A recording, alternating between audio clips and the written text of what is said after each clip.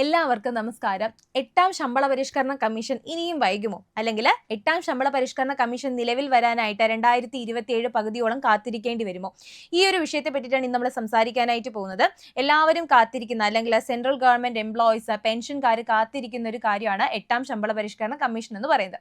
നമുക്കറിയാം 2025 ഡിസംബർ 31 7ാം ശമ്പള പരിഷ്കരണ കമ്മീഷൻ അവസാനിച്ചിട്ടുണ്ട്. ഓരോ ശമ്പള പരിഷ്കരണ കമ്മീഷന്റെയും കാലാവധി എന്ന് പറയുന്നത് 10 വർഷമാണ്. അങ്ങനെയാണെങ്കിൽ ഓരോ 10 വർഷമാണെങ്കിൽ നമ്മുടെ 8ാം ശമ്പള പരിഷ്കരണ കമ്മീഷൻ നിലവിൽ വരേണ്ടത് ജാനുവരി 1, 2026 2026 ജാനുവരി 1 8ാം ശമ്പള പരിഷ്കരണ കമ്മീഷൻ നിലവിൽ വരേണ്ടതാണ്. പക്ഷേ കേന്ദ്ര സർക്കാർ ജീവനക്കാരുടെയും പെൻഷൻകാരുടെയും സ്വപ്നങ്ങളെയൊക്കെ തച്ചുടച്ചുകൊണ്ട് 2026 പകുതിയായിട്ടും 8ാം ശമ്പള പരിഷ്കരണ കമ്മീഷനെ പറ്റിയിട്ട് ഒരു കാര്യങ്ങളും അല്ലെങ്കിൽ ഒരു തീരുമാനങ്ങളും പുറത്തു വന്നിട്ടില്ല. എന്തുകൊണ്ടാണ് ഇത് വൈകുന്നത്, അല്ലെങ്കിൽ എന്ത് കാരണം കൊണ്ടാണ് 8ാം ശമ്പള പരിഷ്കരണ കമ്മീഷൻ ഇനിയും വരാൻ കാലതാമസം എടുക്കുന്നത് എന്നുള്ള കാര്യമാണ് നമ്മൾ സംസാരിക്കാനായിട്ട് പോകുന്നത്. അപ്പോൾ എല്ലാവർക്കും അറിയാം 2025 നവംബറോട് കൂടിയിട്ടാണ് 8ാം ശമ്പള പരിഷ്കരണ കമ്മീഷനെ നിയമിച്ചത്. അപ്പോൾ കമ്മീഷനെ നിയമിച്ചിട്ട് എന്ത് ചെയ്യുകയാണ്, ജീവനക്കാരുടെ സംഘടനകൾക്കും പെൻഷൻ ഫോറത്തിനും എന്താണ് അവരുടെ അഭിപ്രായങ്ങളെ സമർപ്പിക്കാനായിട്ട് വെബ്സൈറ്റ് വഴി അവരുടെ അഭിപ്രായങ്ങളെ സമർപ്പിക്കാനായിട്ടുള്ള ഒരു ഡേറ്റ് കൊടുത്തിട്ടുണ്ടായിരുന്നു. അവരുടെ ആ ഒരു എൻഡിങ് ഡേറ്റ് എന്ന് പറയുന്നത്, അവരുടെ ആവശ്യങ്ങൾ എന്താണ് ഉന്നയിച്ചിട്ടുള്ള ആ ഒരു എൻഡിങ് ഡേറ്റ് എന്ന് പറയുന്നത് ആദ്യം ഏപ്രിൽ 30 ആയിരുന്നു.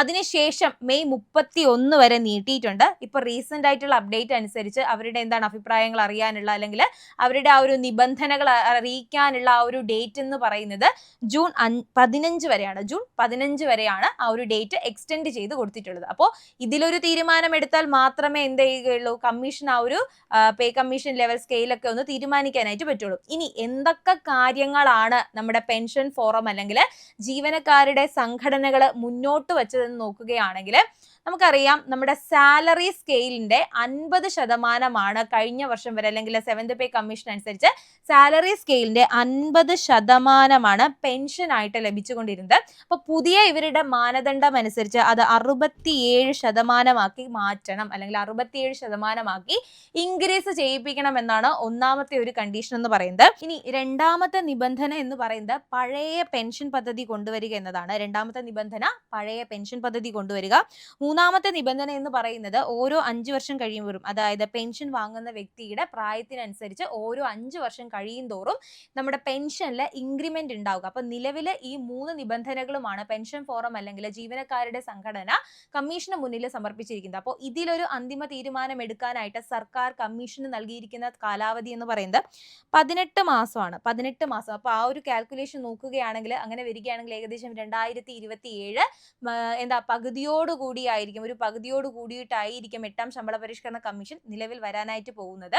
അപ്പോൾ അതാണ് ഇത്രയും കാലതാമസം എടുക്കാനായിട്ടുള്ള പ്രധാന കാരണം. ഇനി മറ്റൊരു കാര്യം പറയാം. നമ്മുടെ ഈ ഒരു 8ാം ശമ്പള പരിഷ്കരണ കമ്മീഷന്റെ ഈ ഒരു റിപ്പോർട്ടുകൾ ഇത്രയും വൈകുന്നതോടുകൂടി തന്നെ സർക്കാർ ജീവനക്കാർക്ക് നൽകേണ്ട കുടിശ്ശികയുടെ അളവും കൂടിക്കൊണ്ട് വരികയാണ്. അതായത് ജാനുവരി 1 മുതൽ പുതിയ ശമ്പള പരിഷ്കരണ കമ്മീഷൻ നിലവിൽ വരേണ്ടതാണല്ലോ. അങ്ങനെയാണെങ്കിൽ ഏകദേശം 20-24 മാസത്തെ കുടിശ്ശികയായിരിക്കും ജീവനക്കാർക്ക് ലഭിക്കാനായിട്ട് പോകുന്നത്.